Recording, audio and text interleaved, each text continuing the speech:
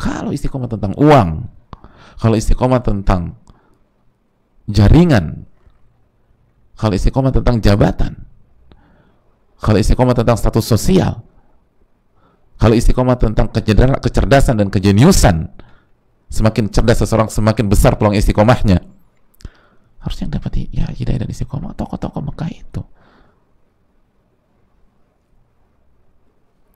Maka jangan andalkan diri kita kalau kita ingin istiqomah, khususnya setelah Ramadan. Jangan andalkan kecerdasan kita, jangan andalkan kejeniusan kita, jangan andalkan pengalaman kita. Allah tuh kalau mau balik orang, mau membalikkan kondisi orang tuh gampang, tinggal bilang kun fayakun. Jangan ujub, jangan sombong. Mentang-mentang kita khatam di Ramadan, mentang-mentang kita itikaf di Ramadan, mentang-mentang kita selalu qiyamul lail di Ramadan. Istiqomah itu pemberian dari Allah.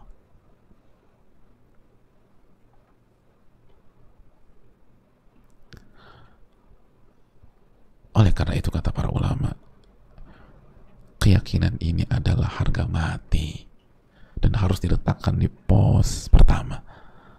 Lalu keyakinan ini harus melahirkan sebuah prinsip at-tawajjuh sadiqu ilallah.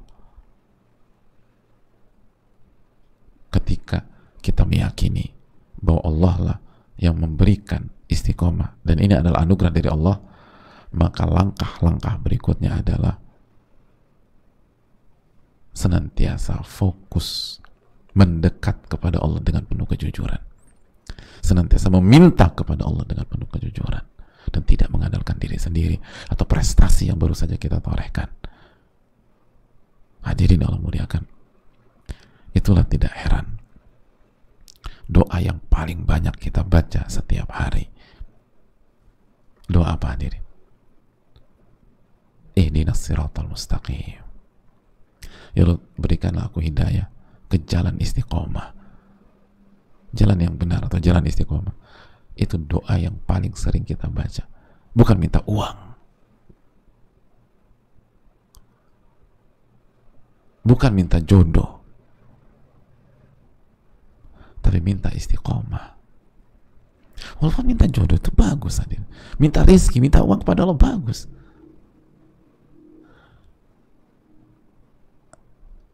Tapi doa yang paling ditekankan, yang paling banyak, bahkan kalau kita nggak baca doa ini, sholat kita tidak sah.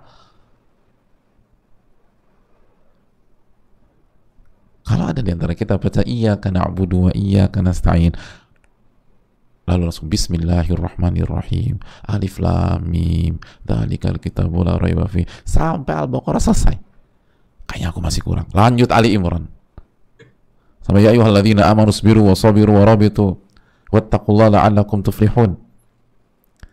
Belum puas, masuk lagi An-Nisa, ya ayyuhan nasu taqu rabbakumul ladzi khalaqakum min nafsin wahidah. 3 surat dibaca, salatnya sangat diri. 3 surat terpanjang dibaca, doa ini di skip dan dilewatkan, nggak sah doa salat kita. Tapi sebaliknya, Al-Fatihah, doa ini kita baca, habis waladhdallin amin, baca inna a'tainakal kautsar, ruku, sah apa tidak? Sah dengan rukun-rukun yang lain. Ini kan pelajaran besar. Kalau kita ingin istiqomah, minta kepada Allah dulu, kembali kepada Allah dulu. Jangan ngandelin, jangan mengatakan Ramadan aku bisa, maka Syawal aku pasti bisa. Enggak, hadirin. Ramadan itu bisa karena Allah kasih hidayah. Syawal kalau tidak dicabut, gelagapan kita jemaah. Makanya itu tadi kan, ada banyak orang gagal puasa 6 hari di bulan Syawal. Secara hitung-hitungan logika kan aneh bin ajaib, hadirin. Wong 1 bulan Anda berhasil, masa 6 hari gagal?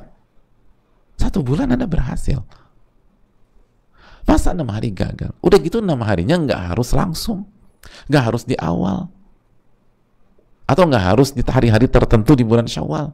Bebas kita milih, asal 6 hari, dan bisa diloncat-loncat. Itu aja di antara kita nggak berhasil.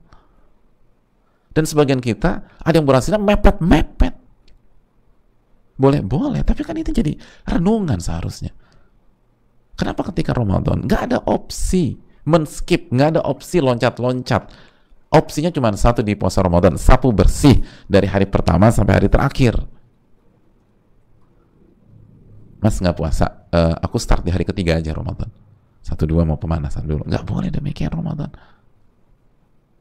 Tapi puasa Syawal bisa. Nggak Syawalan nih. Hari ini ada janji sama orang tua udah masak. Insya Allah besok lah. Bisa kita. Siang itu kita makan siang di rumah orang tua. Ada banyak opsi. Banyak opsi. Hanya 6 hari. Tetap aja banyak di antara kita hampir setiap tahun injury time gitu. Harus deg-degan dulu, dapat nggak ya.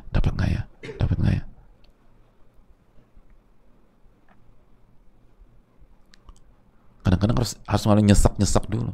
Karena seringkali di hari-hari terakhir Syawal itu ditraktir makan lah sama teman. Ingat ya, makan siang ya, gue traktir lo semua. Aduh nyesek gue, kenapa?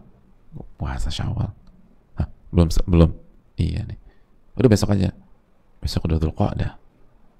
Udah gak ada opsi lagi. Gitu. Mentahnya aja deh bro. Mentahnya lagi dia minta. Gak bisa. Harus makan di tempat. Jadi hadirin yang Allah muliakan, itu kan pesan. Ini bukan tentang ringan atau mudahnya sebuah ibadah. Ini bukan tentang sedikit atau kecilnya sebuah ibadah. Kita tuh bisa mengerjakan ibadah karena taufik dan hidayah dari Allah. Buktinya Ramadan yang jauh lebih sulit itu kenyataannya setiap tahun jauh lebih mudah dikerjakan. Dan puasa Ramadan Syawal jauh lebih ringan ternyata sulit. Jangan-jangan karena kita kurang minta pertolongan sama Allah di Syawal. Sebagaimana waktu di Ramadan kita doa sama Allah, minta sama Allah dimudahkan Ramadan. Allah mudahkan. Syawal lupa minta sama Allah. Lupa isti'anah, minta pertolongan. Lupa tawakal. Gagal akhirnya Syawal nih kita. Ini yang perlu kita camkan. Semoga kita diberikan keistiqomahan. Dan sekali lagi, yang pertama, kembalikan kepada Allah. Istiqomah adalah anugerah dari Rabbul Alamin. Maka kalau kita ingin istiqomah, yang pertama harus kita tuju adalah Allah Tabaraka wa Ta'ala. Subhanakallahumma wa bihamdika, asyhadu an la ilaha illa anta, astaghfiruka wa atubu ilaik. Assalamualaikum warahmatullahi wabarakatuh. Syukran.